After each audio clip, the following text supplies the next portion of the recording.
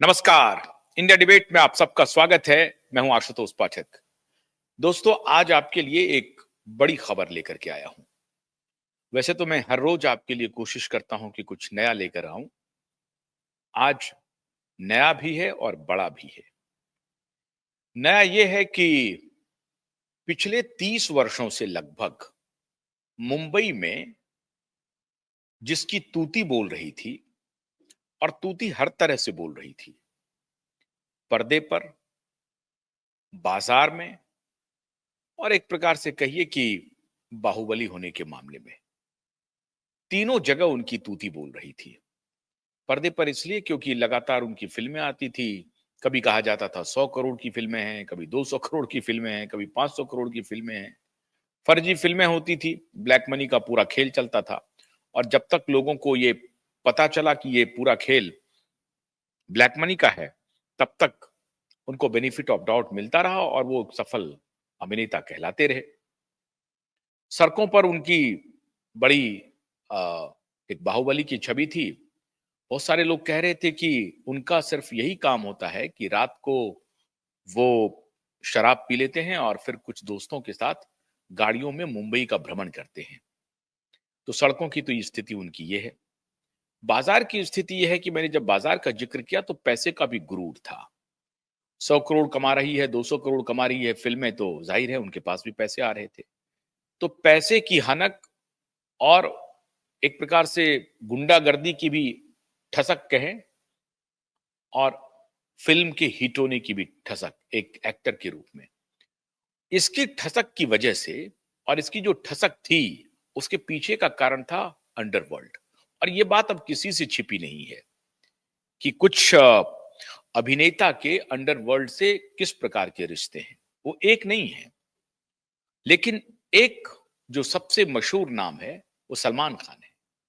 और सलमान खान के बारे में कहा जाता है कि उनकी बड़ी दोस्ती है उन लोगों से जो अंडरवर्ल्ड से रिश्ता रखते हैं। मैं ये तो नहीं कह पाऊंगा कि उनका सीधा संबंध दाऊद से है या नहीं है।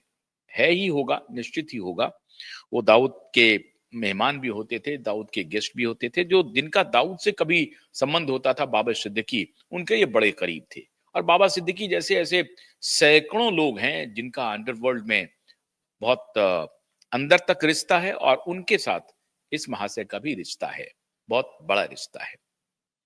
तो साहब, क्या हुआ कि पिछले 30 वर्षों से, 30 वर्ष से भी अधिक कह लीजिए आप, मैंने प्यार किया, और उसके बाद एक फिल्म आया था हम आपके हैं कौन, और उसके बाद से ये जो मशहूर शख्सियत है जिसकी तस्वीर आपकी स्क्रीन पर दिख रही है, वो कभी पीछे मुड़ के नहीं देखा, और आज तक इनकी तूती चल रही है। लेकिन पिछले कुछ महीनों से, या एक आध 2 वर्षों से कह सकते हैं, बहुत बड़ा तमाचा इनको लगा है। और वो तमाचा देने वाले शख्स ने ये तय कर लिया कि कोई बात नहीं है, हमारा तुमने करियर खराब करने की सुपारी दे दी, और हमारा तुमने फिल्मी करियर तो तबाह कर दिया, लेकिन हम एक ऐसा करियर बनाएंगे जिसके बाद हम लोगों का करियर बनाएंगे। हम अपना करियर तो बनाएंगे ही, हम लोगों का भी करियर बनाएंगे, उनका भी भविष्य बनाएंगे। और इसके लिए वो व्यक्ति रात दिन जुट गया। एकदम से स्क्रीन से बाहर चला गया, मीडिया से बाहर चला गया, सोसाइटी से बाहर चला गया, गुमनाम हो गया। लेकिन इस गुमनामी के दौर में उन्होंने कोई नशा का सहारा नहीं लिया, ड्रग का सहारा नहीं लिया, शराबी नहीं बन गया। शराबी बन करके कहीं किसी मैखाने में या कहीं पे उनकी तबीयत खराब नहीं हो रही थी, लोग उनको हॉस्पिटल लेके नहीं जा रहे थे। उन्होंने एक नशा किया, और नशा था जिद का, जिसमें शराब नहीं था, जिसमें ड्रग नहीं था, जिसमें स्मोकिंग नहीं थी, पार्टी नहीं थी, लेकिन जिद था कुछ बनने की। ऐसा जिद किया, ऐसा जिद किया कि कुछ बनकर के ही सामने आया। जी, मैं बात कर रहा हूं एक ऐसे फिल्म स्टार जो बहुत ही चार्मिंग फिल्म स्टार थे, बहुत आगे जा सकते थे, जिनके करियर को अगर किसी एक शख्स ने तबाह किया है तो वो शख्स यही शख्स है, और जिनके बारे में मैं बात कर रहा हूं वो हैं विवेक ओबराय साहब। हालांकि विवेक ओबराय इसे स्वीकार नहीं करते हैं कि उनकी इतनी हैसियत नहीं थी जो मेरा करियर बर्बाद कर दे, लेकिन सच्चाई यही है कि सलमान खान और उसकी पूरी लॉबी ने, चाहे वो करण जौहर हो, चाहे वो महेश भट्ट हो, इन सब की पूरी लॉबी ने मिलकर के आखिर में तबाह कर ही दिया फिल्मी करियर, स्क्रीन का करियर तबाह कर दिया विवेक ओबराय का। विवेक ओबराय से हो सकता है कि उस दौर में कुछ अपनी भी गलतियां हुई होंगी, लेकिन जो सबसे अ, बड़ी एक प्रकार से वो कहते हैं कि बोन ऑफ कंटेंशन जो था, जो फाइट का, लड़ाई का जो आधार बना, वो बना ऐश्वर्या राय। ऐश्वर्या राय आपके बारे में, आपको मालूम है कि ऐश्वर्या राय के रिश्ते के बारे में सबको बताने की जरूरत नहीं है। कभी सलमान, कभी विवेक ओबराय के साथ उनके नाम जोड़े गए, जुड़े भी, जोड़े नहीं गए, जुड़े ही थे। उन्होंने कभी खंडन भी नहीं किया कि सलमान के साथ उनका रिश्ता नहीं है या विवेक ओबराय के साथ उनका रिश्ता नहीं था।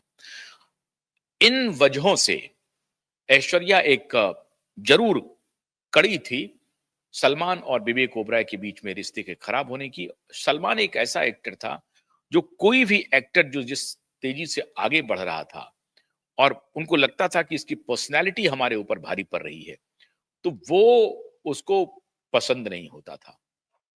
बाकी लोग कर लें, कोई दिक्कत नहीं है, लेकिन ऐसे विवेक ओबराय जैसे कदकाठी के एक्टर अगर आ जाएं, आप देखें कि विवेक ओबराय को देखें और दूसरी तरफ आप सुशांत को देखें, तो आपको एक सिमिलैरिटी दिखेगी उनके शरीर के बनावट में या उनकी लंबाई में, उनकी कदकाठी में आपको एक सिमिलैरिटी दिखेगी। और वहीं पर आप सलमान खान को देखें तो सलमान खान में एक, इसमें कोई शक नहीं है, उसमें एक सुंदरता है, और शुरू के जमाने में निश्चित रूप से वो एक सुंदर एक्टर थे, अच्छे एक्टर थे, हसीन एक्टर जिसको आप कह सकते हैं, हैंडसम कह सकते हैं, हैंडसम एक्टर थे।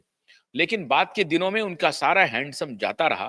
क्यों? क्योंकि उनकी जो विचार इतनी गंदी हो गई कि वो लोगों की सफलता को स्वीकार नहीं कर पा रहे थे। विवेक ओबराय ने अपने को गुमनामी के दौर में ले गया और विवेक ओबराय ने ऐसा मुकाम हासिल कर लिया है मित्रों आज के दिन में, जो ऐसे ऐसे सलमान खान को भी पानी पिला सकता है। और अब सैकड़ों सलमान खान बनाने की हैसियत में विवेक ओबराय पहुंच चुके हैं। सैकड़ों सलमान खान, वो खुद तो विवेक ओबराय हो ही गए हैं, वो सैकड़ों सलमान खान प्रोड्यूस करने की ताकत रख रहे हैं। वो कह रहे हैं कि फिल्म करने की आवश्यकता नहीं है, फिल्म इसलिए नहीं करना चाहता हूं क्योंकि मुझे पैसे कमाने हैं। फिल्म में जाकर के काम करना पैसे के लिए अब मेरी वो प्राथमिकता नहीं रही। फिल्म बनाना अगर होगा या फिल्म में किसी को ब्रेक देना होगा, लड़की हो या लड़का हो, एक्ट्रेस हो या